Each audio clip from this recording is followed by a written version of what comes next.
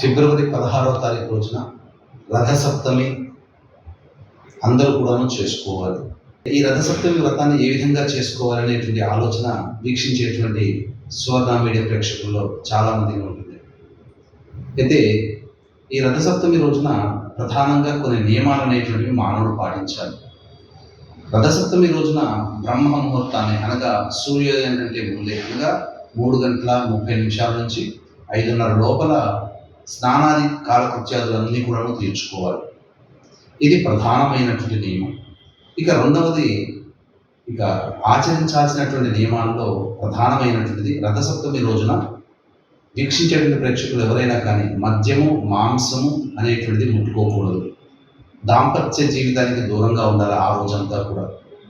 ఇక గోల్డ్ గిల్లుకోవడం, అలాగే షేవింగ్ చేసుకోవడం, హెయిర్ కట్ చేసుకోవడం లాంటివి చేయకూడదు. వీలైతే వీక్షించేటువంటి ప్రేక్షకులు ఈ ఫిబ్రవరి 16వ తారీఖు రోజున ఉపవాస నియమాన్ని పాటిస్తే చాలా మంచిది. ఉపవాస నియమాన్ని పాటించి చంద్రుని దర్శనం చేసుకొని భోజనం చేసినట్లయితే ఈ యొక్క రథసప్తమి యొక్క వ్రతాన్ని ఆచరించిన వాళ్ళు అవుతారు. అయితే ఈ రథసప్తమి రోజున దేనికి విశేషంగా చెప్పబడ్డది అంటే మొట్టమొదటిది స్నానము, ఉపవాసము, అలాగే దేవతారాధన.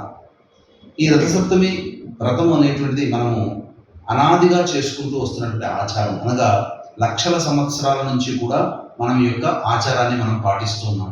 రథసప్తమి అంటే సూర్యుడు జన్మించినటువంటి రోజు అని చెప్పవచ్చు. అయితే సుమిత్రా దేవులలో కశ్యప ప్రజాపతికి అతిథికి జన్మించినటువంటి వ్యక్తి సూర్య భగవాను. అంటే దీని అర్థము జపాన్ దేశంలో ఉంది సుమిత్రా దేవుడు. అందుకనే ప్రపంచమంతా కూడా తొలి సూర్యకిరణం అనేటువంటిది ఈ యొక్క జపాన్ దేశంలోని సుమిత్రా దీవుల్లో పడుతుంది. అయితే ఈ సూర్య ఆరాధన అనేటువంటిది కేవలం మన దేశము ఆచారం అనేది కాకుండా వివిధ దేశాల ఆచారాల్లో కూడా భాగమై ఉన్నది.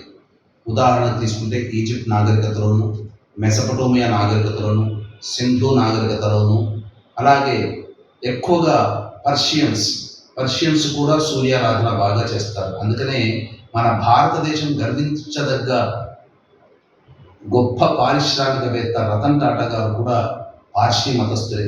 కాబట్టి ఈ సూర్య ఆరాధన అనేటువంటిది అనేక మతాలలో ఈ ఆరాధన అనేటువంటిది ఉన్నది. అయితే ఈ రథసప్తమి తిథి రోజున ఏం చేయాలి? ముఖ్యంగా స్నానం ఆచరించడం చెప్పబడింది శాస్త్రం. నదీ తీరము, సముద్రము, చెరువు, అలాగే తటాకము ఇవన్నీ దగ్గరగా ఉన్నటువంటి ప్రాంత ప్రజలు ఎవరైతే ఉంటారో కంఠము లోతుల వరకు నీళ్లలోకి దిగి, అనగా ఈ తల మీద 2 జిల్లేడాకులు పెట్టుకొని దాని మీద మట్టి ప్రమిద, ఆ మట్టి ప్రమిదలో నువ్వుల నూనెతో దీపారాధన చేసి కంఠం వరకు నీళ్ళలోకి దిగిన తర్వాత మెల్లగా మనము మునిగిపోవాలి. మునిగిపోయినప్పుడు మన తల మీద ఉన్నటువంటి దీపము ఆ నీటిలోకి వెళ్ళిపోతుంది, నీటిలో అది పయనిస్తుంది. ఇది మొట్టమొదటి దీపారాధన. రెండవది స్నానం అనేటువంటిది ఆ రోజున, అనగా ఫిబ్రవరి 16వ తారీఖు రోజున ప్రధానంగా మనం చేయాల్సినటువంటి పని ఏంటంటే స్నానం ఆచరించడం. స్నానం ఆచరించే విధానంలో ఈ రోజున సిటీలో కానీ గ్రామాల్లో కానీ ఎక్కడా కూడా నదులు అనేటువంటివి తక్కువగా ఉంటాయి. కాబట్టి బకెట్ నీళ్ళల్లో గంగా జలాన్ని మనము, నదీ జలం ఏదైనా గంగా, కృష్ణ, కావేరి, గోదావరి ఏ నది జలమైనా బకెట్ నీళ్ళలో వేసిన తర్వాత స్నానం ఆచరించాలి. వేడి నీటి స్నానము పనికిరాదు, చన్నీటి స్నానమే చేయాలి. బకెట్ నీళ్ళల్లో గంగా జలము కానీ, కృష్ణ, గోదావరి, కావేరి జలములు కానీ వేసి చన్నీటి స్నానం ఆచరించాలి. తల మీద 3 జిల్లేడు ఆకులు, 3 రేగు ఆకులు, తన పైన రేగిపండు, అలాగే కుడి భుజం మీద 2 జిల్లేడు ఆకులు, 2 రేగు ఆకులు, 1 రేగిపండు, ఎడమ భుజం మీద 2 రేగి ఆకులు, జిల్లేడు ఆకులు, 1 రేగిపండు పెట్టుకుని స్నానం ఆచరించాలి. తటాకంలో ఇంతకుముందు తల మీద దీపం మీద పెట్టుకొని స్నానం ఆచరించేటువంటి విధానంలో కానీ, లేదా ఇంట్లో స్నానం ఆచరించే విధానంలో కానీ చేసేటప్పుడు జన్మల నుంచి సంప్రాప్తమైనటువంటి పాపం ఏదైతే ఉందో అదంతా కూడా ఈ రథసప్తమి తిథి రోజున నేను భక్తిపూర్వకంగా, మనస్సుపూర్వకంగా నేను స్నానం ఆచరిస్తున్నాను.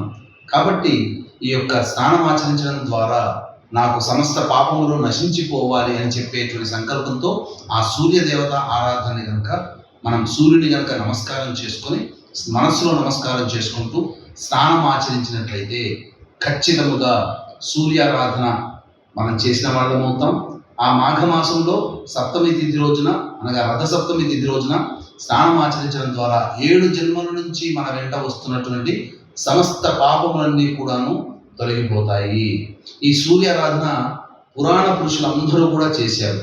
ఉదాహరణకు చూసుకుంటే సత్రాజిత్, కృష్ణుడి యొక్క మామ, సత్యభామ తండ్రి, సూర్య ఆరాధన ప్రభావం వలన గొప్ప దివ్యమైనటువంటి తేజస్సుతో ఉండి అలాగే ప్రతిరోజు 100 బాలుల బంగారాన్ని ఇచ్చే శమంతక మణిని సంపాదించుకున్నాడు.